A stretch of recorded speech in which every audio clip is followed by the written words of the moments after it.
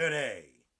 This weekend, UFC 301 goes down in Rio de Janeiro, Brazil, and we celebrate the return of the King of Rio, Jose Aldo, making his return to the octagon.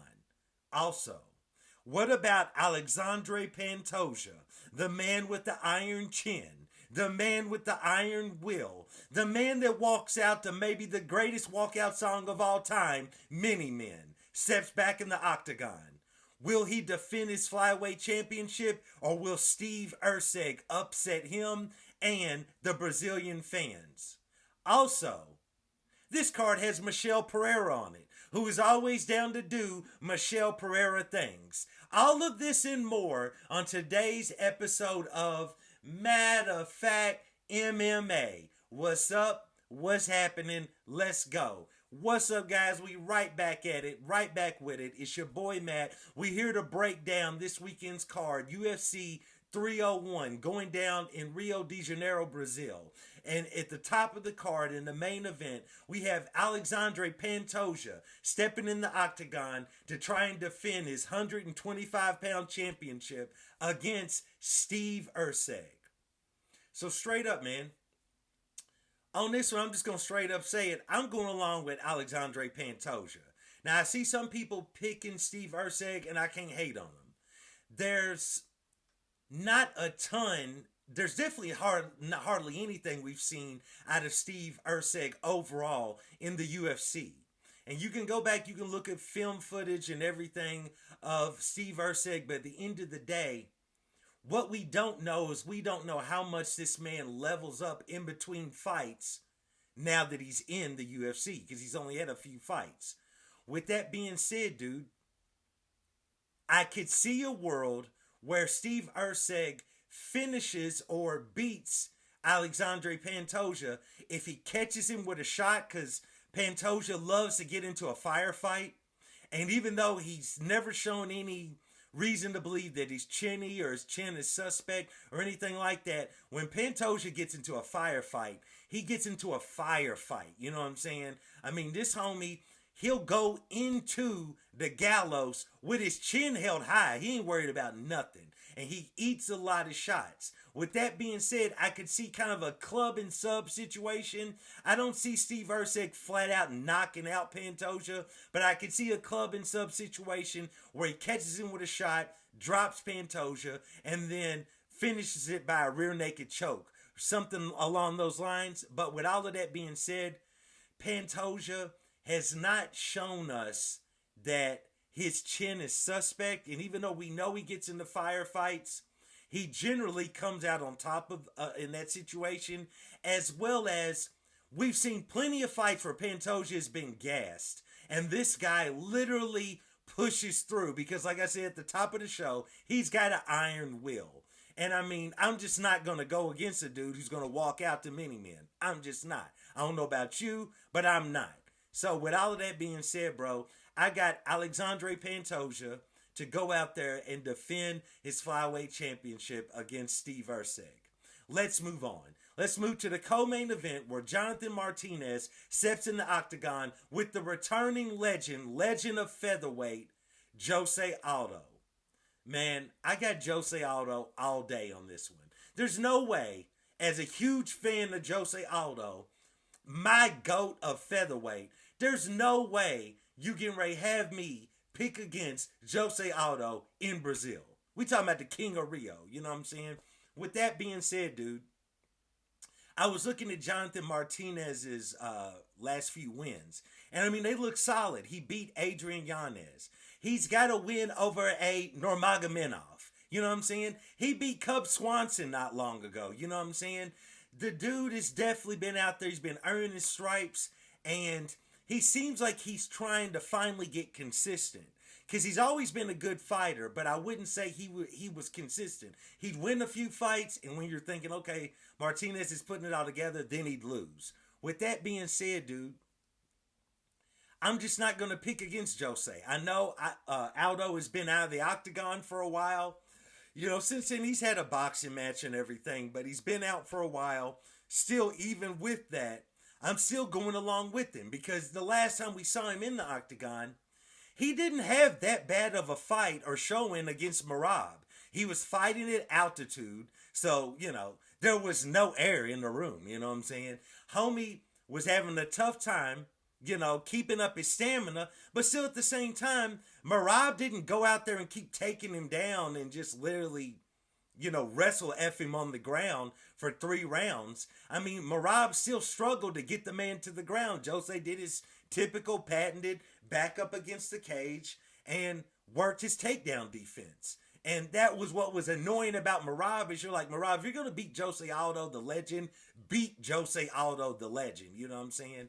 With all of that being said, I'm still going along with Jose Aldo to go out and get the win. I might eat these words. Jonathan Martinez is definitely capable, a really good fighter, capable of beating Jose, but I'm just not going to pick against the King of Rio in Brazil. So with that being said, I got Jose Aldo to get the win. Let's move on. Next fight.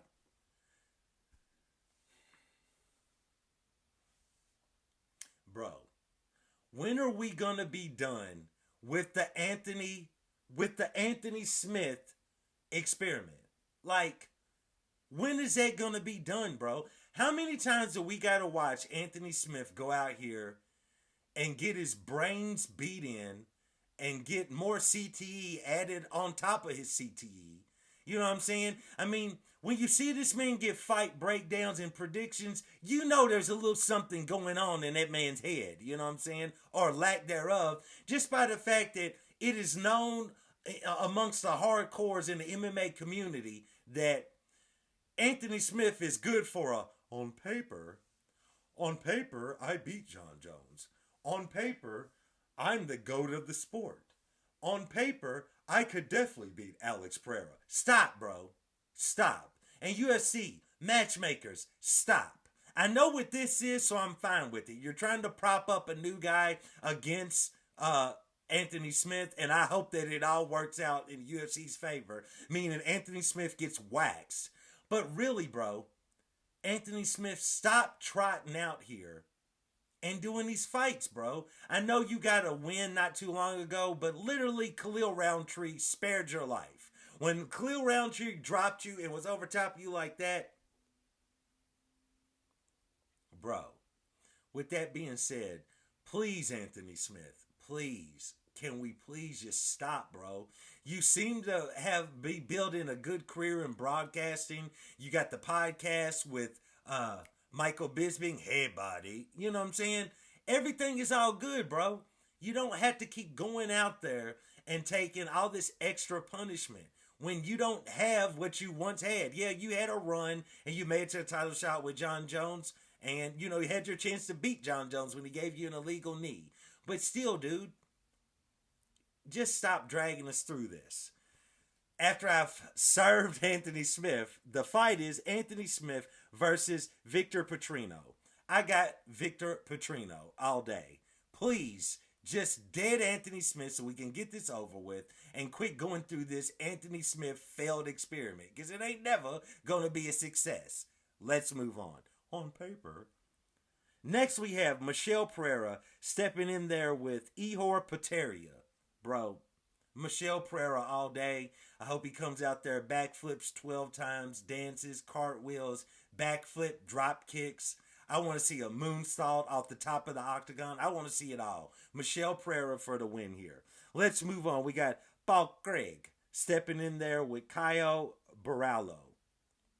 I got Caio all day. I also really like the training camp that he's with. I believe he's with the Fight Nerds. They're an awesome group of guys.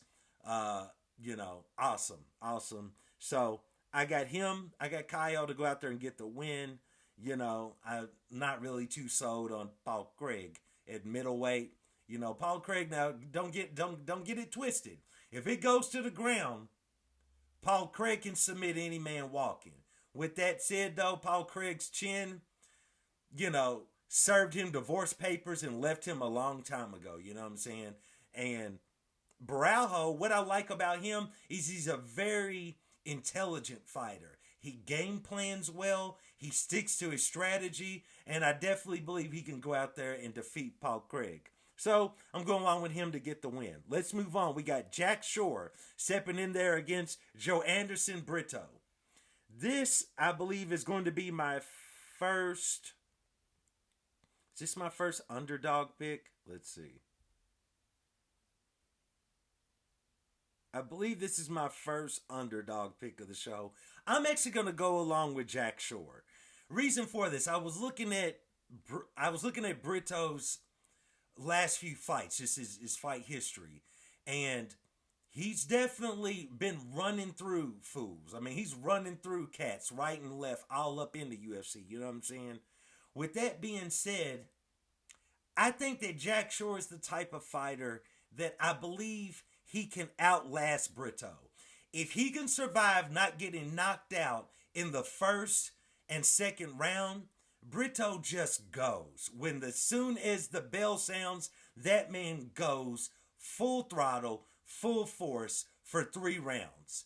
And, the way he's built, he's extremely muscular. I think Jack Shore can outlast him. I think Jack Shore can outlast him until he fatigues. And then after he fatigues, Jack Shore can put a pace on him and go ahead and cruise to a decision win. I don't see him finishing Brito or knocking Brito out, but I definitely think that Brito's going to go out there. He's going to go balls to the wall like he normally does. And I believe into the second round, early in the third round, middle of the third round is when you're really going to see Jack Shore start to lay it on him. Because I think that Brito is probably going to fatigue. Because Brito, once he starts going, if he doesn't get you out of there, he doesn't really pause to conserve his energy. He keeps trying tactics to try to get you out of there. So I feel like Jack Shore, I think Jack Shore is definitely an outstanding fighter. And I think that he could probably outlast Brito and cruise to a decision win once Brito fatigues. Anyway, let's move on. I got Jack Shore for the win. Let's see. Karolina Kowalkiewicz stepping in there against Yasmin Lucindo.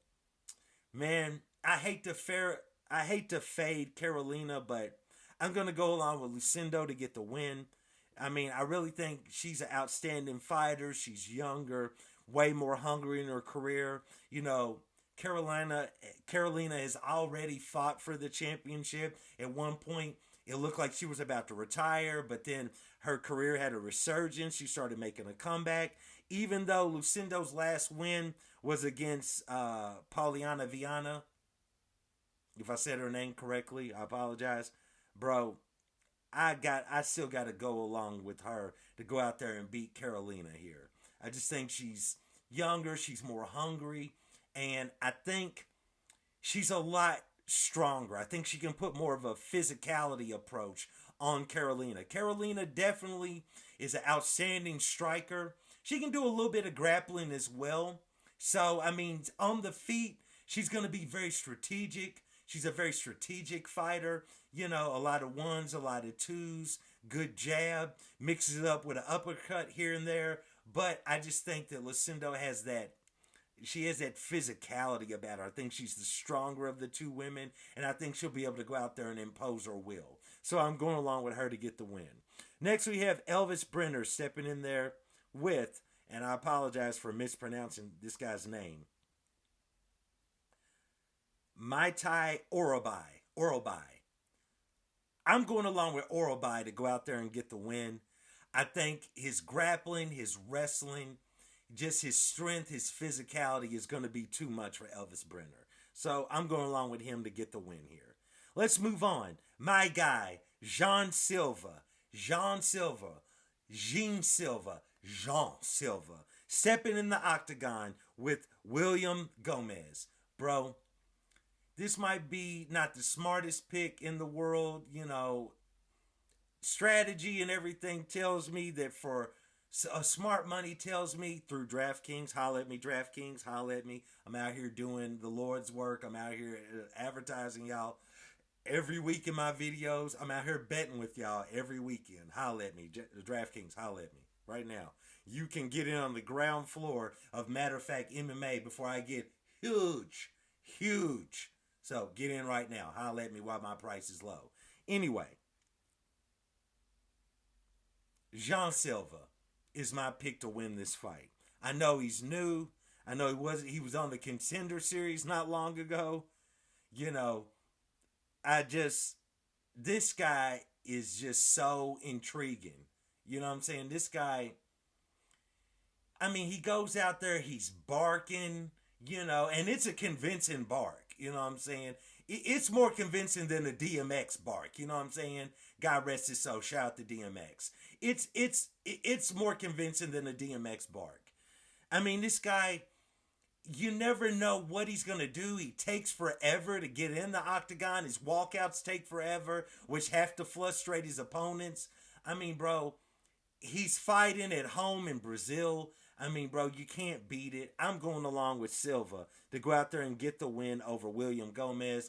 There's definitely a world where William Gomez is the type of fighter that thrives in the weaknesses of his opponents, but I still got to go along with Jean Silva. So that's what I'm going along with. Let's move on. We got Joaquin Silva stepping in there with Drakkar Klose.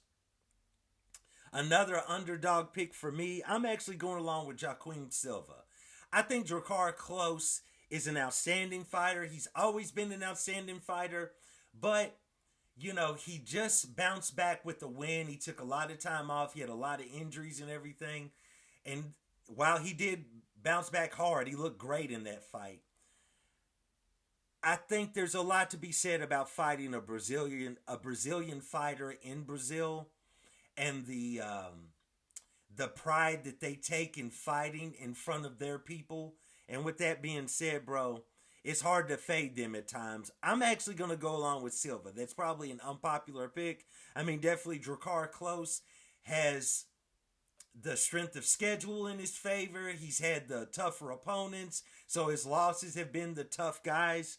But with that being said, I don't know. I like Silva. I'm going to go along with him to go out there and get the win for the upset there. Okay, next one we got Mauricio Rufy, if I'm saying his last name right. Mauricio Rufy stepping in there, or it could be Ruffy. I'm going to call him Rufy. Maybe it's Ruffy. Stepping in there with Jamie Malarkey. Look, bro, if there's one thing I know, especially when we're dealing with DraftKings, always fade Malarkey. So, on this one, I'm going along with Rufy, maybe it's Ruffy, to get the win. Let's move on.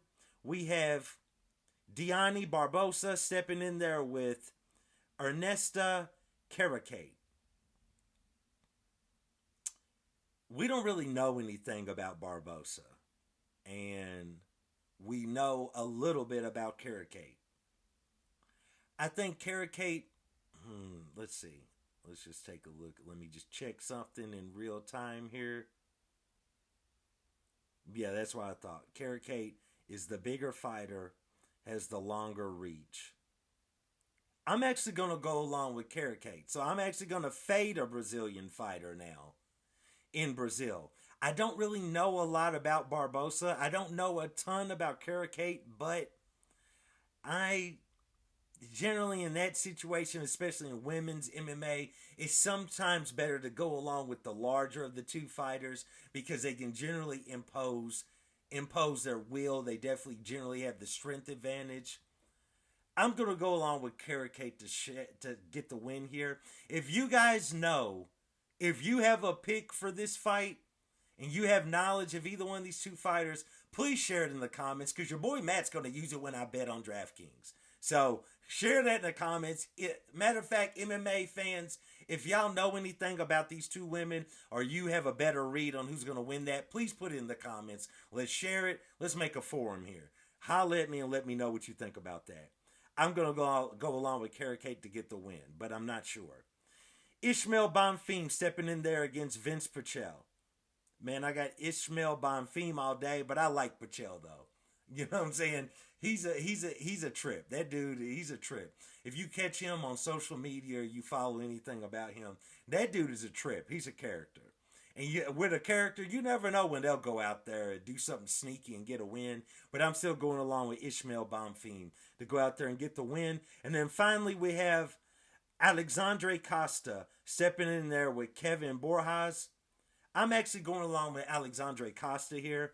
I liked his first fight that he had in the UFC. I think he's extremely promising. You know what I'm saying? He just ran into Steve Erceg, and that's just what that is. Now Steve Erceg is fighting for the title. Whether you want him to or not, he fighting for the belt.